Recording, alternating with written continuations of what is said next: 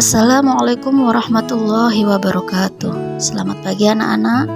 Bertemu lagi bersama Bu Nana pada pelajaran Ilmu Pengetahuan Alam kelas 9. Materi kali ini yang akan disampaikan Bu Nana adalah partikel, penyusun benda, dan makhluk hidup. Baiklah anak-anak, sebelum kita mulai pelajarannya, marilah kita baca basmalah bersama. Bismillahirrahmanirrahim. Oke anak-anak, kita siap untuk belajar ya. Di sini Bu Nana memiliki 4 buah benda yang berbeda. Ada kertas, besi, kayu, dan kain. Kemudian kita coba sentuh, cium, dan angkat masing-masing benda tersebut. Dari perlakuan tersebut kita memiliki beberapa pertanyaan. Yang pertama, kenapa nih ketika kita sentuh permukaannya berbeda?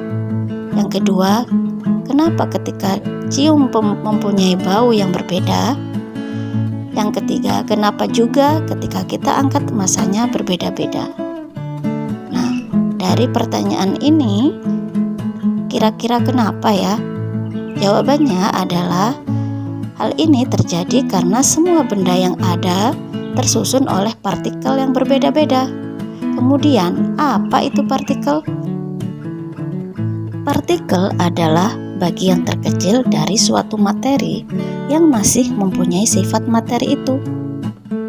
Nah, partikel penyusun materi ini dibagi menjadi 3, yaitu atom, molekul, dan ion. Baiklah anak-anak, sekarang kita membahas tentang atom. Atom merupakan partikel terkecil dari unsur yang masih mempunyai sifat yang sama dengan unsur tersebut. Atom terdiri atas inti atom yang bermuatan positif yang dikelilingi oleh elektron-elektron yang bermuatan negatif. Kamu bisa lihat pada gambar. Pada gambar terlihat ada bagian tengah yaitu inti atom. Inti atom ini terdiri dari proton dan neutron. Proton ini bermuatan positif sedangkan neutron tidak bermuatan. Nah, pada inti atom ini dikelilingi oleh elektron-elektron yang bermuatan negatif. Yang kedua adalah molekul. Molekul adalah gabungan dari 2 atom atau lebih, baik antara atom-atom yang sejenis maupun berbeda jenis. Berdasarkan jenis atom-atom pembentuknya, molekul dibedakan menjadi 2, yaitu molekul unsur dan molekul senyawa. Molekul unsur adalah gabungan dari atom-atom yang sejenis, sedangkan molekul senyawa adalah gabungan dari atom-atom yang berbeda jenis. Nah, pada gambar yang pertama kalian bisa lihat di situ ada 2 atom oksigen dan 2 atom hidrogen. Jika kedua atom tersebut digabungkan, maka akan menjadi molekul unsur. Menjadi 1 molekul oksigen atau O2 dan 1 molekul hidrogen atau H2. Dikatakan molekul unsur karena gabungan dari atom-atomnya itu sejenis. Sedangkan pada gambar yang ketiga itu ada 2 molekul hidrogen dan 1 molekul oksigen. Jika kedua molekul itu digabungkan menjadi H2O atau nama lainnya adalah molekul air. Karena memiliki atom yang berbeda jenis, maka disebut molekul senyawa. Contoh-contoh molekul unsur. Di sini ada nama zat hidrogen. Kalau rumus kimianya menjadi H2. Struktur molekulnya itu H dan H karena hanya ada 2. Kemudian nitrogen. Nitrogen ini rumus kimianya N2. Struktur molekulnya juga sama, N dan N. Dan seterusnya.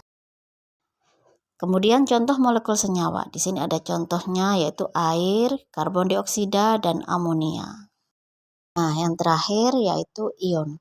Ion adalah atom yang bermuatan positif dan negatif. Biasanya yang bermuatan positif disebut kation dan yang bermuatan negatif disebut anion. Dan proses pembentukan ion disebut ionisasi.